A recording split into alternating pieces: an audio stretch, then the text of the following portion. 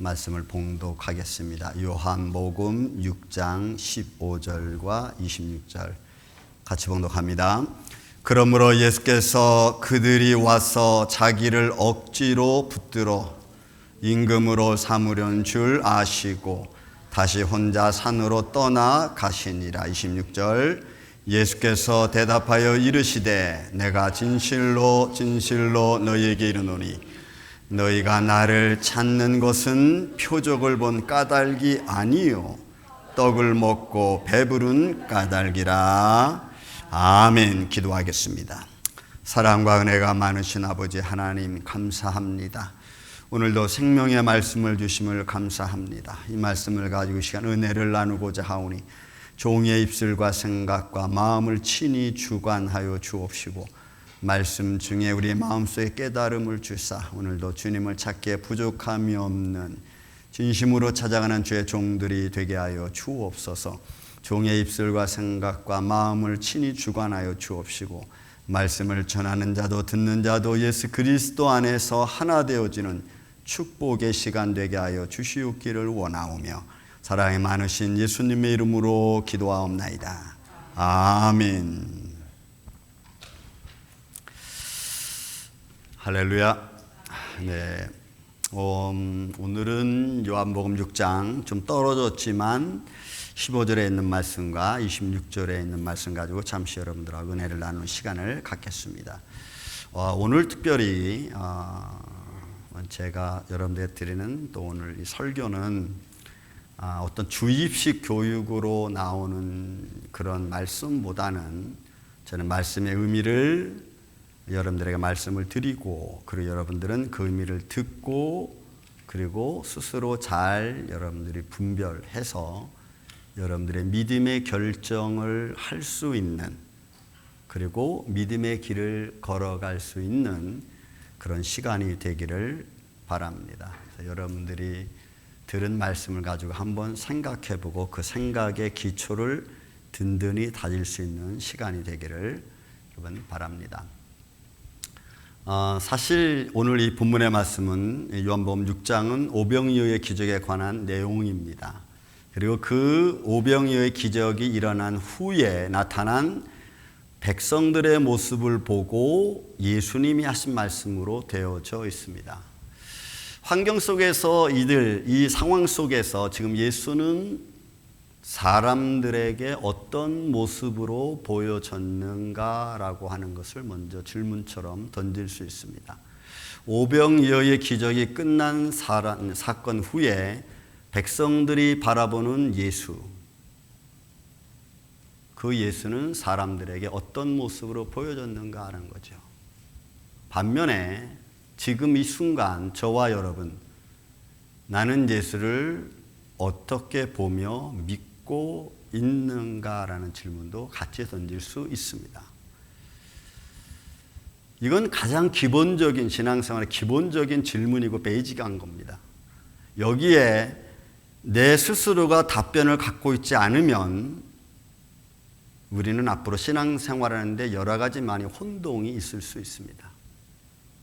당시에 이 오병이어의 기적은 물질적인 풍요를 그들에게 주는 순간이었습니다. 당시 예수님이 활동하던 그 시기는 갈릴리 주변입니다. 그리고 그 갈릴리 주변의 지역은 굉장히 열악했습니다. 또 그런 사회적으로 열악한 지역뿐만이 아니고 질병의 문제도 그들의 삶의 어려움 중에 하나였습니다. 특별히 나병 환자 같은 경우에 또 귀신 들린 자들은 유난히 또 이 낙후된 지역에 많았죠. 그래서 이 질병의 문제가 그들에게 심각한 문제로 다가왔습니다. 의학적으로 치료하기 힘든 질병이죠. 그런 가정적인 그 문제뿐만이 아니고 사회적으로도 이거는 굉장히 어려운 문제 중에 하나였습니다. 종교도 마찬가지입니다. 로마 사회 속에서의 종교는 다신교죠. 그런데 그런 다신교 속에서 유대교, 그들이 가지고 있던 회당에서 읽던 그 율법서는 다만 율법만 가지고 있는 형식적인 종교에 불과했습니다. 그래서 많은 영향을 주기보다는 그들 스스로가 혼자 그냥 지키는 것에 불과했죠. 그런 종교로 그들에게는 비춰졌고 나아갔습니다. 예수님 당시 사회적 배경은 좀 더 우리가 좀 더 깊이 들어가면은 로마 제국 지배하에 있었던 이 팔레스타인 지역은 정치와 종교가 매일 충돌했습니다. 거의. 그래서 예루살렘 성전을 중심으로 해서 예루살렘 주위에는 백부장이라고 하는 군대가 거기에 주둔하고 있습니다. 왜냐하면 순례자들이 와서 예루살렘 성전을 중심으로 매일 파쇼를 했어요. 그것이 그들의 율법적인 문제고 도덕적인 문제였습니다. 그러나 그들을 막을 수 있는 힘은 권력밖에 없는 거예요. 그래서 정치와 종교가 늘 싸웠어요. 그뿐만이 아닙니다. 그 당시에 이 소위 팔레스타인 지역에서 이런 그 소위 사내들인 공회라고 하는 유대 단체의 기득권자들은 1% 미만이었습니다. 그러나 1% 미만의 그런 기득권층이 집중된 사회 속에서 빈부의 격차는 점점 커져갔습니다. 만약에 그것을 그래프로 그린다면 보통 우리가 중진국, 선진국 하면은 이런 항아리 모양의 그래프로 이렇게 그려지잖아요. 밑에는 좀 적고 중간층이 좀 탄탄하고 그 다음 위층이 있고. 그러나 이 당시에 백성들을 경제학적으로 그래프를 그린다면 그냥 쭉 와서 이렇게 한 줄로 올라가는 거예요. 이렇게. 거의가 다 평민이고 아주 가난했어요. 그리고 1% 미만의 사람만 겨우겨우 그 기득권을 유지하고 있었던 시대입니다. 일반 시민들은, 백성들은 더 했습니다. 그들은 높은 세금을 부과받았습니다. 그 세금은 두 가지 세금입니다. 하나는 로마에 드려야 되고, 그리고 그들은 성전세를 내어야만 했어요. 그래서 성전세를 낼 때는 세겔로 내고, 그죠? 그 다음에 로마 할 때는 드라크마, 그것도 동전도 다르게 썼어. 그러니까 어려운 시민들의 삶은 이중고를 겪고 있는 거죠. 이런 사회적인 이 사회 속에, 이 환란 속에, 어려움 속에 복음이 시작된 곳이 여러분 갈릴리 주변입니다. 근데 이 갈릴리 주변은 어촌 마을입니다. 여러분 갈릴리라고 하는 그 호수는 여러분 다이아몬드형으로 되어져 있습니다.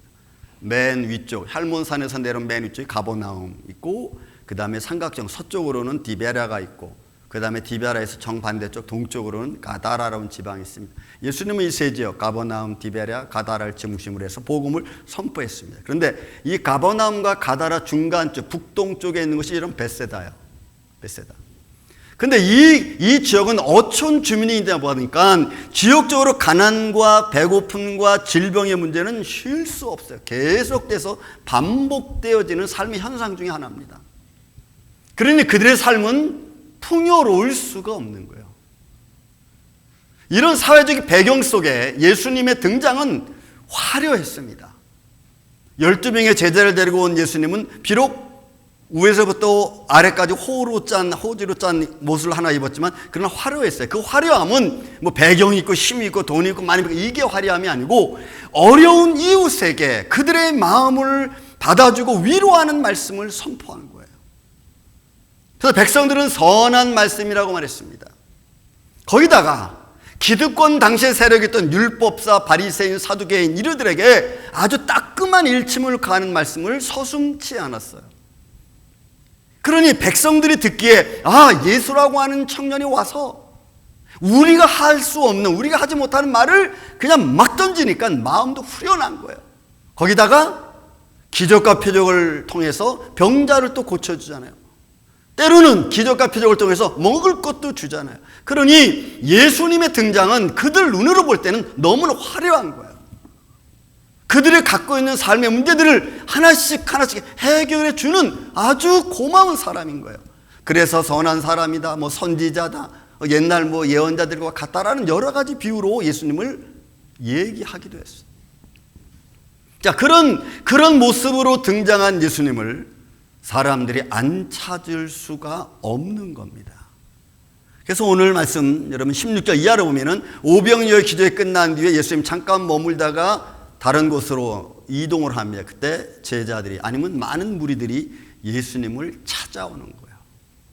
자, 그들이 찾아왔던 첫 번째 이유는 너무나 심플한 내용입니다.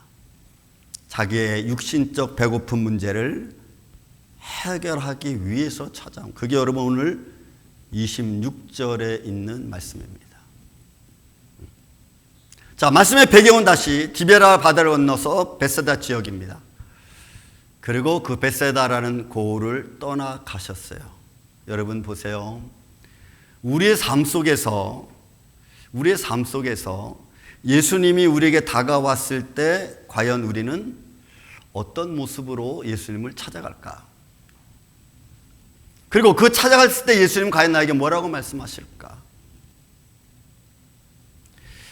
떡 5개와 물고기 2마리로 5,000명을 먹였다. 이런 그들에게 있어서는 있을 수 없는 문제입니다. 삶의 배고픈 문제, 이 먹는 문제는 그들 스스로 사회적으로 해결이 잘 안 됐던 시기입니다. 근데 그들이 더군다나 한두 명이 아닙니다. 5,000명이라는 엄청난 숫자를 먹이고 충분히 먹이고 그리고 남은 조각을 거두니까 12바구니가 됐어요.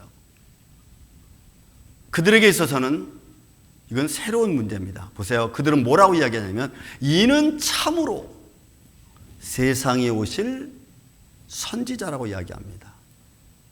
그 전에도 본 적이 없고 이후로도 보기 쉽지 않은 문제죠. 잠시 후에 또 말씀드리겠지만 그들이 하루에 한 끼 먹는 것은 생활적으로 보면 보통 사람들의 생활입니다. 하루에 한 끼 먹는 게 보통 평균화 생활이었습니다. 그런데 그 한 끼도 그것도 아주 풍족하게 먹을 수 있다는 것은 그들에게 있어서는 엄청난 사건인 거예요. 그래서 그들이 말합니다. 6장 15절에 보니까 사람들이 와서 예수를 억지로 붙들었어. 그리고는 임금으로 삼으려고 합니다. 여러분이 억지로 붙들다는 멜로라고 하는 단어가 곧 뭐뭐 하려고 하다, 뭐뭐 해야 된다. 근데 이거를 분사형으로 되어 있어요. 그러니까 현재든 미래든 또 장래든 당신이 반드시 우리의 리더자가 되어야 된다라고 지금 백성들이 이야기하는 거예요. 그게 붙들어라고 하는, 하루파조라고 하는 단어는 강제성을 좀 가지고 있어요. 그러니까 그 중에 좀 백성들 중에 좀 뛰어난 사람, 좀 깨어있는 사람들은 예수께 달려온 거예요. 그리고는 붙들며 강조하는 거예요. 당신이 우리의 주인이 돼야 됩니다. 당신이 우리의 리더자가 돼야 됩니다. 라고 예수를 붙들고 그들이 간청하는 거예요. 어떻게 해요? 조금 억압적으로 그들의 좀 힘을 불어넣어서. 왜요? 사람들은 자기들의 배고픈 문제를 해결해 주신 예수의 그 능력과 기적과 그 상황을 그냥 흘려보낼 수 없는 거예요. 그러니까 어떤 모습으로든지 예수를 자기들의 리더자로 삼기를 원하는 거예요. 그래서 강제로 예수를 왕으로 인정하기를 그들은 원했어요. 그게 지금의 말씀의 상황입니다. 여기서 우리 여기서 오병이어의 좀 핵심, 이 초점을 좀 봐야 됩니다. 예수님이 바라보는 백성들에게 보여준 이 오병이어의 기적. 예수님은 백성들을 긍휼히 여겼습니다. 이유는 하나입니다.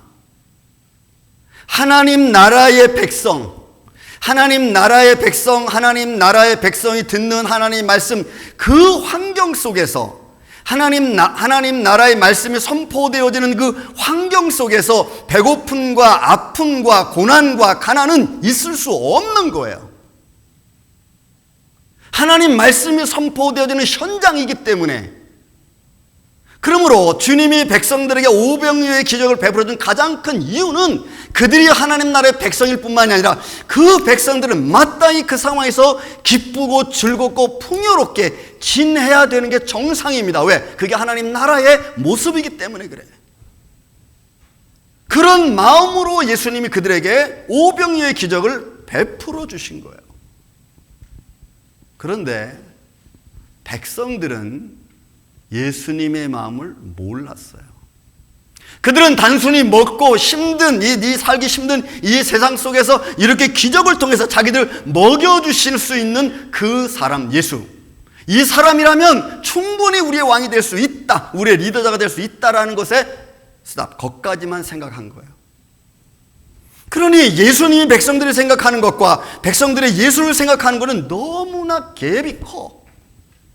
너무나 갭이 커. 이게 여러분 우리는 사실 똑바로 봐야 될 말씀 의미 중에 하나입니다. 사람들이나 저나 여러분, 우리는 예수를 어떤 분으로 생각하고 계십니까? 여러분들이 생각하는 예수는 어떤 사람입니까?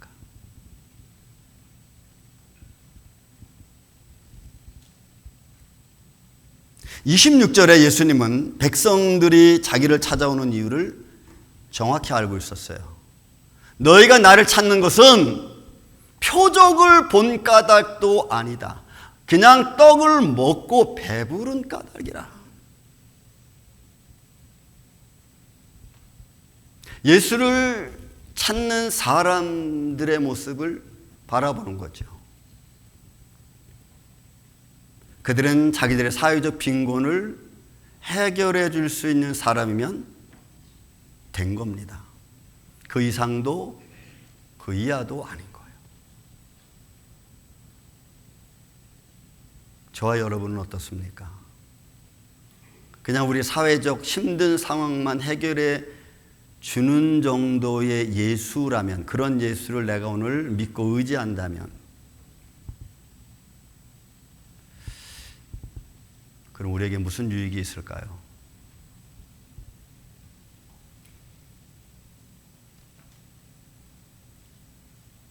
백성들은 그 예수만 원했습니다. 또 하나 볼 수 있는 것은 하나님의 목적, 나를 향한 하나님의 목적보다는 나의 목적을 위해 예수를 찾아갔습니다. 나를 향한 하나님의 목적보다는 나의 목적을 위해서, 내 목적을 위해서 내가 예수님을 찾아가는 거예요. 여기에는 엄청난 갭이 있습니다. 예수님이 이 땅에 오시고 병자들을 고쳐주시고 선한 말씀들을 선포해 주십니다.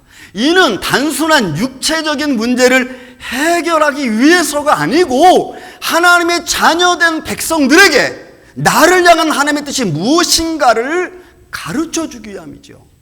여러분들이 와서 예배하고 하나님을 찬양합니다. 왜? 여러분들을 향한 하나님의 뜻과 목적이 있어요. 그런데 우리는 그 하나님의 목적과 뜻보다는 거기는 별로 관심이 없어. 그냥 내 목적을 위한 것만 있는 겁니다. 지금 백성들이 예수님을 찾아온 것처럼 2007년도에 도널드 맥컬로우라고 하는 사람이 쓴 책이 하나 있습니다. 그게 내가 만든 하나님이라고 하는 책입니다. 이 책은 환경에 따라서 개인의 목적을 위해, 이런 환경에 주어진 환경에 따라서 여기서 개인의 목적을 위해 하나님을 도구로 쓰는 의미에서 쓰여진 책입니다. 그래서 내가 만든 하나님이에요. 이거는 그 당시 막 이슈가 되었던 LGBTQ의 문제죠. 환경의 속에서 내가 원하는 목적을 위해서 만든, 내가 만든 하나님. 책을 쭉 읽다 보면은 하나님이 잡동사니 신처럼 보입니다. 여러분, 내가 믿는 하나님이 잡동사니처럼 보이면 안 되잖아요. 이게 도널드 맥컬로우가 쓴 책입니다.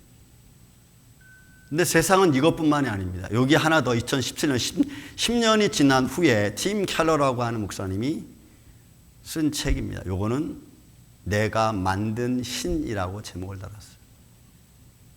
10년이 지나서 이분이 또 썼어요. 요건 조금 더 직접적이고 개인적인 입장에서 내가 만든 신이라는 겁니다. 조금 더 깊이 들어간 거죠. 사회적인 좀 거시적인 안목보다는 조금 더 작게 들어간 거예요.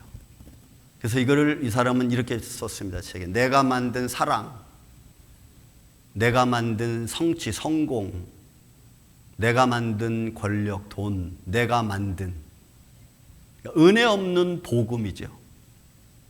내 목적을 따라서 바꾸어가는 신입니다. 내가 사랑을 성취하기 위해서 필요한 하나님, 내가 돈과 권력을 갖기 위해서 만드신 내가 만든 하나님, 그 하나님인 거예요.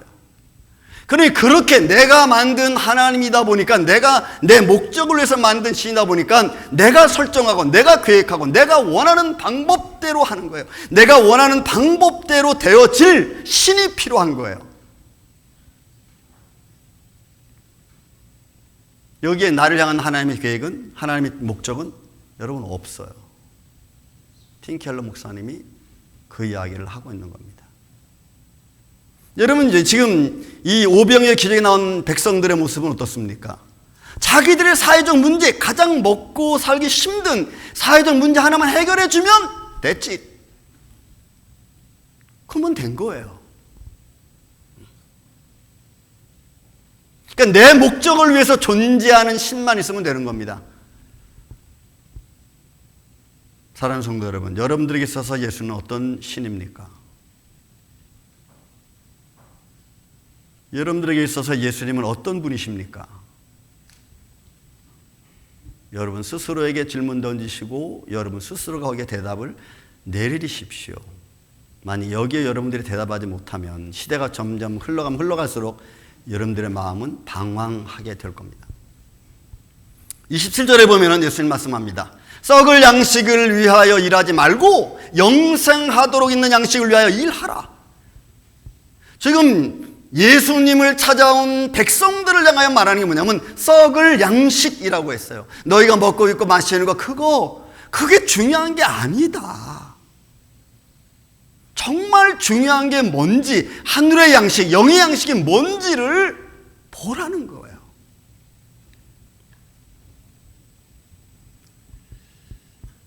근데 사람들은 이 말도 그냥 듣지 않습니다. 왜냐하면 사회 환경이 그 당시에 사람들에게 있어서 이 생활 속에서 먹는 문제는 너무너무 중요했어요. 아까도 말씀드렸지만 여러분 하루에 한 끼 먹는 게 그 당시에는 그게 평준화된 삶이었습니다. 여러분 이게 사회학자들의 이야기예요. 그 당시 연구했던 사회학자들이 말한 거예요. 그러니까 사회적 배고픔의 문제는 아주 심각한 사회 문제였습니다. 생활의 문제이기도 하고 더군다나 어촌 마을로 중심이 되어 이 가버나움 디베리아 이 가다라 지방의 이 베세다 지역은요 더했어요. 그들은 아침에 밤새도록 나가서 고기를 잡고 그 고기 잡은 것을 아침에 와서 팔고 그 판 돈 가지고 그 돈 가지고 어떻게 해요? 세금 내고 그 다음에 먹고 살아야 되는 거야. 그러니 여러분 먹는 문제가 쉬운 문제가 아닌 거예요. 그러니 백성들에게 있어서 예수님이 베푼 기적 그게 중요한 게 아니고 그걸 가지고 뭘 우리에게 줬느냐가 중요한 거죠. 선한 말씀 좋습니다. 그 선한 말씀 가지고 나한테 뭘 줬냐는 거죠. 배불리 먹는 게 제일 중요했어요. 그들은 배불리 먹기 위해서 예수님을 찾아왔습니다.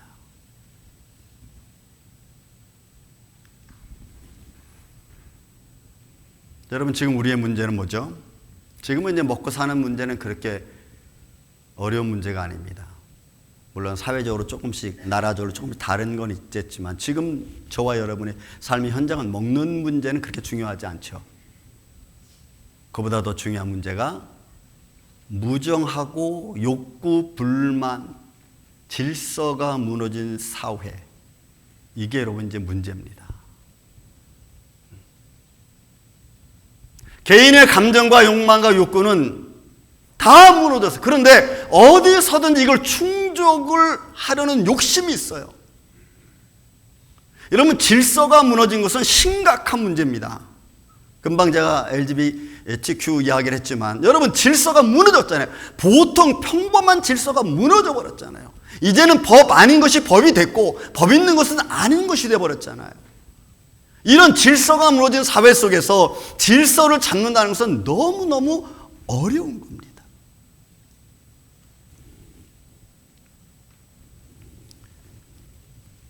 그런데 거기에 내 감정까지 개입이 돼서 이걸 충족시켜야 돼. 내 감정을 충족시키는 삶을 살아야 되는데 이게 충족되지 않으니까 점점 문제가 심각해지는 거예요.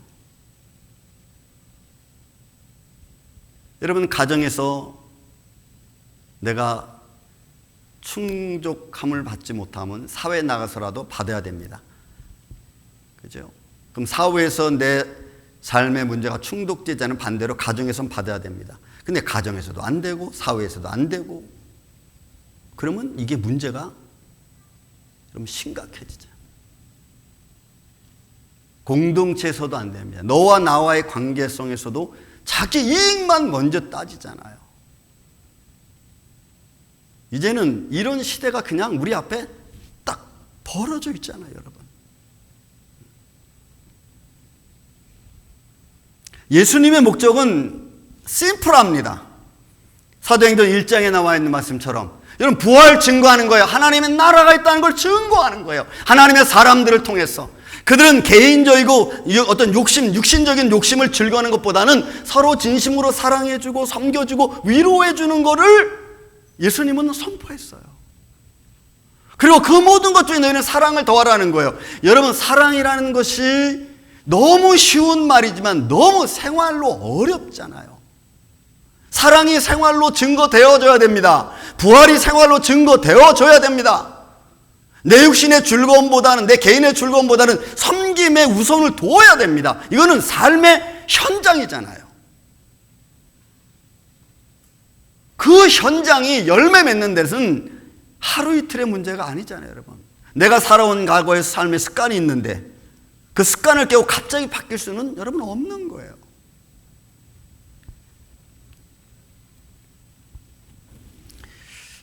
말씀을 조금 정리하겠습니다. 여러분들은 예수님을 왜 찾으십니까? 무엇을 얻기 위해? 예배를 왜 드리십니까?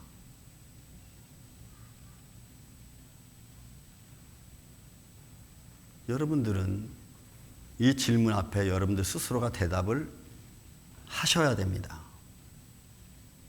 만약에 여기에 대답이 여러분들이 분명하지 못하면 그럼 시대가 다가오는 이 앞에 우리는 많이 흔들릴 겁니다. 우리 일부 예배 끝나고 잠깐 말씀드렸습니다. 여러분, 카타콤의 순례자라고 하는 책이 있습니다. 그 카타콤의 순례자라고 하는 책 속에 그 순례자들이 카타콤 지하 동굴 속에 들어가서 예배를 드립니다. 그들은 바깥에서 사람을 만나면 예수 믿으세요라고 말을 못합니다. 그 말하면 잡혀가니까. 그래서 그들은 그들 나름대로 표식을 정했습니다.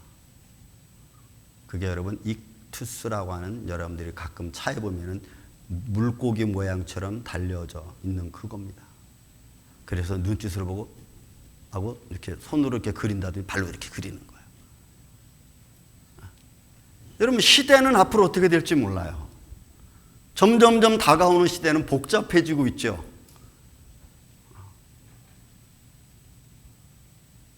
이제는 얼마 있으면 2030이라는 축의 변화라는 책 보면은 여러분들 앞으로 2030, 30년쯤 되면은 여러분들 생활 속에 분명히 옵티머스가 들어올 겁니다.